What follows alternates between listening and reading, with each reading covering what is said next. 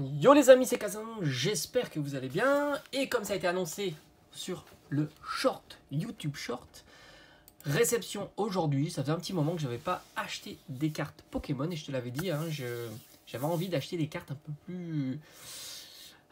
peu plus, comment dire, collector, anciennes. Et c'est des cartes de format de cartes que j'apprécie énormément.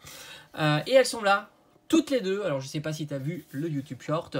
En tous les cas, on est sur des séries, sur une série très ancienne, 2009, moi je considère que c'est très ancien. On est sur, ici je vais te le mettre, Diamant et Perle, Tempête. Alors Diamant et Perle, Tempête, c'est quand même plutôt une très belle série avec les niveaux X. Il y a vraiment de jolies cartes. Ces deux cartes m'ont coûté la bagatelle de 100 €. Donc franchement, c'est quand même un sacré budget pour deux cartes. C'est le lot, parce que le lot m'intéressait, donc il n'y a pas de prix individuel. Et comme tu peux le voir au dos, ce sont des cartes qui ont du vécu. Voilà, hein, c'est pas du sorti de booster, évidemment. Mais ça reste des états qui sont, pour moi en tous les cas, pour ma collection, très convenables, évidemment. C'est des cartes que j'apprécie beaucoup et tu verras que c'est aussi deux Pokémon que j'apprécie énormément. Allez, let's go. Je vais déjà te présenter la première. On gardera celle-ci à la surprise, tout simplement.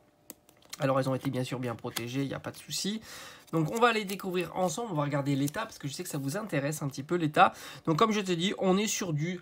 Alors sur du good, je pense qu'on n'ira pas plus haut que du good en certification. Il faut regarder en good, ça sera peut-être du 5 ou quelque chose comme ça en gradation. Après, ça varie quand même d'une société à une autre. Peut-être que je pourrais un petit peu nettoyer et ici enlever quelques petites taches qu'il y a sur la carte. Ce sont des taches qui normalement peuvent s'enlever sans trop de difficulté. On a des coins usés, hein, sans trop de surprise. Il n'y a pas l'air d'avoir d'enfoncement, mais il y a quand même quelques rayures. Et c'est parti, on commence par ce magnifique Salamèche secrète, donc de Diamant et Perle Tempête. Franchement, il est magnifique. La partie holographique, bon, elle a quand même quelques... Elle a des rayures, elle n'a pas quelques rayures, elle a beaucoup de rayures, dont une grosse ici. Mais là aussi, la face avant, on est sur du good, hein. Je pense qu'il n'y a pas de souci. Peut-être même, alors je dirais pas qu'elle est meilleure la face avant que la face arrière en termes de notation. Ça sera du good chacun, mais il y a un goût de plus et un goût de moins, on va dire, hein, tout simplement. Il y a quand même des tolérances entre. En tous les cas, elle est juste magnifique. Elle ira très très bien dans mon classeur, tout simplement. Alors il faut que je range tout ça, mais pour l'instant j'ai un petit classeur ici. Alors, il faut que j'achète des sleeves d'ailleurs, ça c'est important. Voilà, où je range un petit peu toutes les... Oh là là, j'adore. Hein. J'adore quand on voit toutes ces petites variétés de cartes avec tout ce qui est holographique, reverse, etc. etc. Moi j'adore avec mon Registeel Star que j'avais trop en vide-grenier. N'oubliez pas, un vide-grenier, on peut faire encore des bonnes affaires. Alors oui, c'était en 2019. Mais c'est pas encore impossible de trouver des bonnes affaires. Regardez-moi cette petite carte ici, très sympathique. Et là, donc les dernières rentrées. Le Untail aussi que j'avais eu, je crois que c'était une trentaine, une quarantaine d'euros, qui était vraiment topissime aussi. Ici, on a du Dracofeu. Ici, on a l'espèce Delta. Et on va ranger notre ami Salamèche. Alors malheureusement, pour l'instant, je n'ai pas lui mettre de sleeve. J'attends mes sleeves, mes Perfect Fit, hein, tout simplement. Pour pouvoir mieux la protéger, mais bon, vu qu'elle est en état good, elle ne va pas s'abîmer davantage lorsqu'elle est mise dans ces pages là, sans compter que il y a un compartiment recto, un compartiment verso, donc c'est parfaitement protégé. Allez, on met ça de côté parce que la meilleure carte, elle est ici, et franchement je pense que tu as compris. Si elle a le Salamèche, alors c'est vrai qu'il peut y avoir le Reptincelle aussi, c'est pas faux, c'est pas faux. Il peut y avoir le Reptincelle. On va regarder l'état. Alors, l'état est meilleur que l'autre, hein, moi, je trouve. Là, il y a une petite tache. Ici, c'est pas un enfoncement qu'on pourra faire partir avec un petit coton-tige. Ici, bon, il y a des points... Alors, j'appelle pas ça des points blancs. C'est des marques blanches. Hein, c'est abîmé, quoi. Voilà, tout simplement. Donc, le dos, c'est un good. Hein, toujours pareil. On est sur du good. Hein, c'est pas si mal. Et on y va. Et regardez-moi cette merveille. Vraiment une merveille. Hein. Ce magnifique Dracofeu. Et oui, la face avant est quand même pas mal. Il y a peu de rayures sur la partie holo. Beaucoup moins que le Salamèche. Et il y a beaucoup moins de défauts sur la carte. Donc très très sympa. La face avant, je dirais pas qu'elle est excellente, hein, mais enfin c'est pareil, c'est un goût de plus hein, et un goût de moins, on va dire. Mais c'est une très très très belle carte. Franchement, elle est magnifique. Ça fait plaisir. J'aime beaucoup Dracofeu. Ça sort pas de l'ordinaire. Mais c'est vrai que je mets plus facilement des sommes comme 50 ou 100 euros dans une carte. Lorsque ce sont des cartes vintage. Parce que je trouve qu'il y a un charme que n'a pas les nouvelles cartes. J'aurais pu acheter par exemple le Terra cristallisé alternatif de Flamme Obsidienne. Je te mettrai l'illustration là. Mais déjà parce que je pense qu'elle va encore diminuer. Alors que celle-ci, c'est plus compliqué de la trouver. Forcément, les populations sont plus faibles.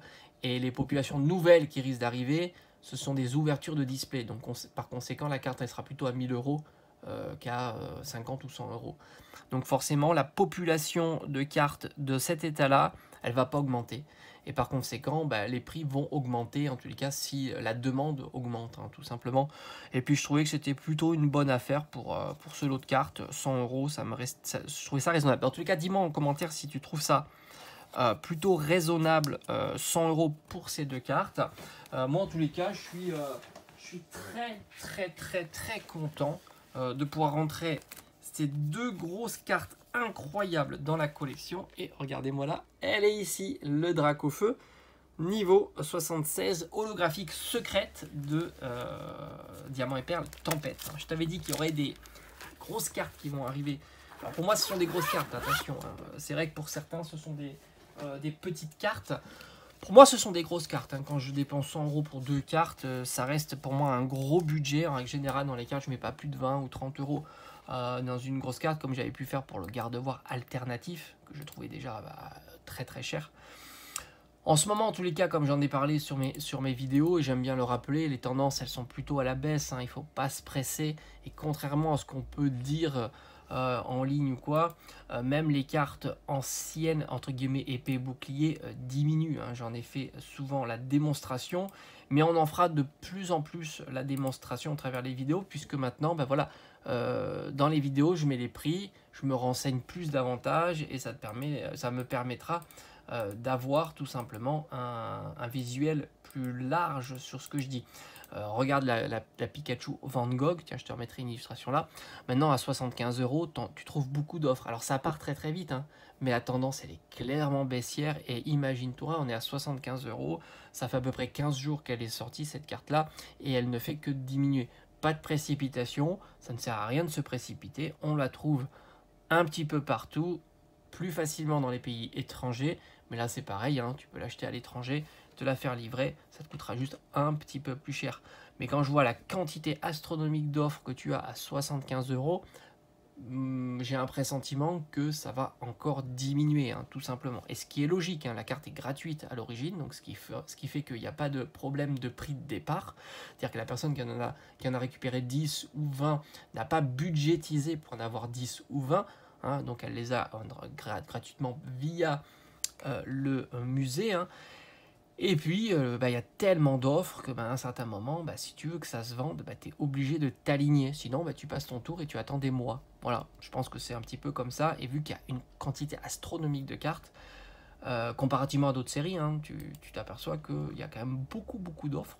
Ce qui fait que ça va diminuer, hein, j'en doute absolument pas. Et c'est déjà ce qui est en train de se passer très largement. Hein.